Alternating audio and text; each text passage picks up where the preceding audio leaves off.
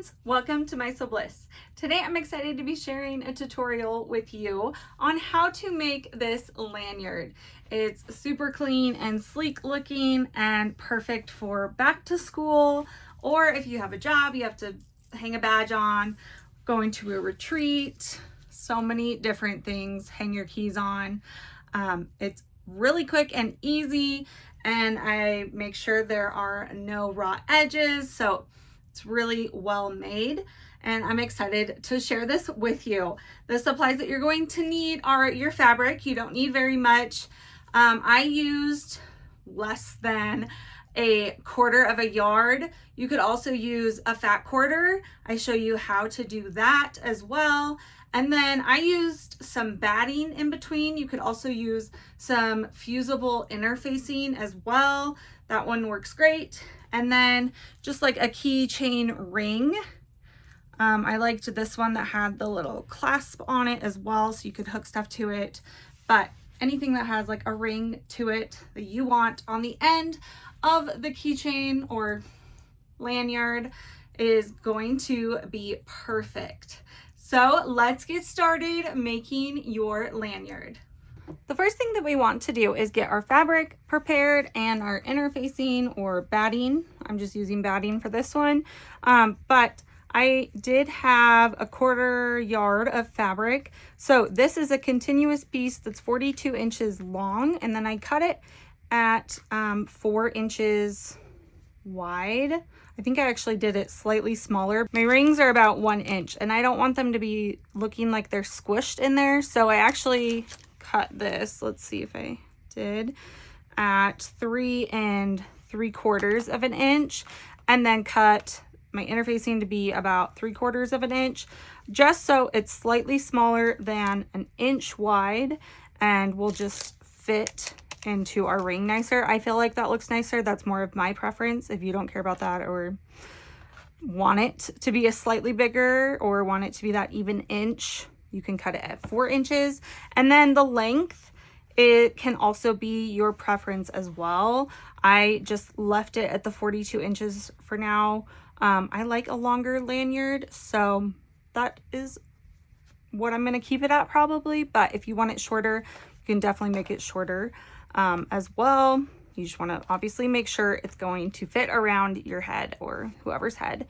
So I have the fabric ready and the batting ready. One thing I also forgot to mention is if you wanted to do it with fat quarters, you could just cut 2 18-inch strips and then sew them together. So you would have a seam right here in the one end and a seam on the other end, which is totally fine. It doesn't look weird at all. So here's one I made, and the seam is just right here in the ring, and then this is the other end of the seam, and that would go around your neck, so you just wouldn't even notice, and it looks really nice. So if you're using fat quarters, totally possible to do it with 2 strips. So I just have the one because I used a quarter yard of fabric. So I had that long strip of fabric. So I'm now going to prepare it to sew, and we're first going to iron it. And I'm just going to show you, you're going to iron it in half first, just like this. And I like to press it. So I'll go take it over to my ironing board after showing you guys. But you want to see that center mark, the iron mark right down the middle, and then you're going to fold it in half and meet that center mark with both edges. So it'll fold and look like this. And I'm going to iron that as well. Then, because eventually we're going to flip it on itself and iron that down. So that's just preparing. You should have the 3 lines marking it, and that gets us ready to sew it as well. If you have interfacing that needs to be ironed in, I usually just put it on like the second section or one of the middle sections, and you can iron it in. But once I have it ironed, usually I just put the batting in and then iron it fully closed and it's ready to take over to the sewing machine. So I'm gonna iron this and then I'll meet you over at the sewing machine. Once you have the piece ironed, we're actually going to then take our keychain and thread it on before we do any other steps. This will make sure it's secure, because our next step, we're actually going to take the short edges of our piece. I'm going to open them up and put them right sides together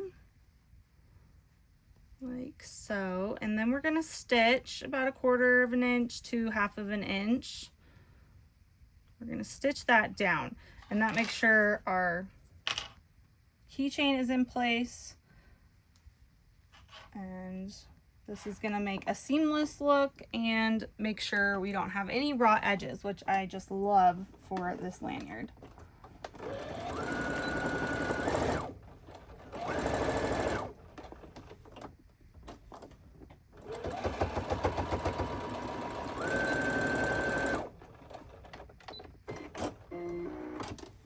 And once that's sewn, sometimes this batting can get a little bulky in that seam, so if you just want to trim it, don't cut your threads or your stitching, but just trim that and it helps. And then we're going to iron that open, so it's just going to lay nicely, and then this can fold back up on our fold lines so that it is ready to then do our top stitching. So fold back up like this. So I'm going to iron this real quick and then we will get it folded back up. Once you have that ironed back in place, we're then ready to stitch. Like I said, do our top stitching. If you want to pin this, you can pin it. I find it easier just to hold it and sew along. So I like to do this double edge right here first and then go and do the other side. Just make sure it's laying nicely. So I always start up by the seam because that's usually where it's gonna sit on your neck. And then I stitch a few and do a couple back stitches as well. And then stitch down the rest of the way. And I'm stitching 1/8 of an inch away from the edge. I just wanna make sure I'm catching both sides. So I wanna be right along that fold.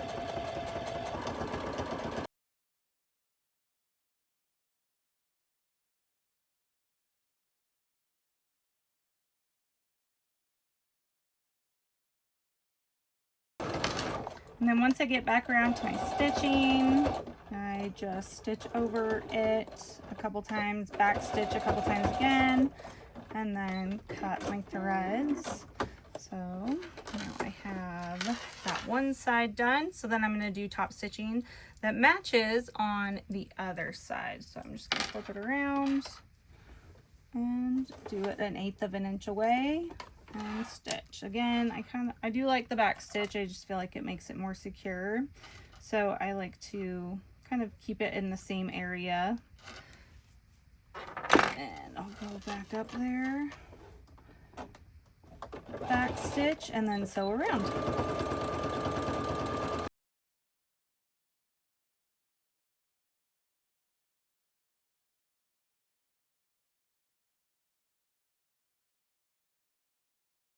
To finish off your lanyard, you're going to stitch down the keychain so it can't move, unless you don't want to do that, and then you could just leave it, but then it can go all the way around.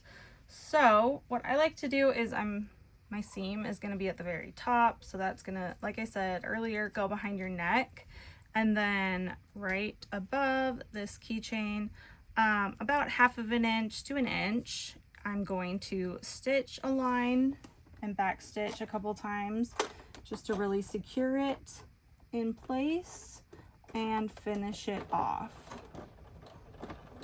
And I'm just doing a straight line across, making sure I'm far enough away from that keychain that I'm not gonna break a needle or hit something. But I do like a good back stitch across it to really strengthen that stitch and make that hold stronger. Okay, and then we can trim our threads.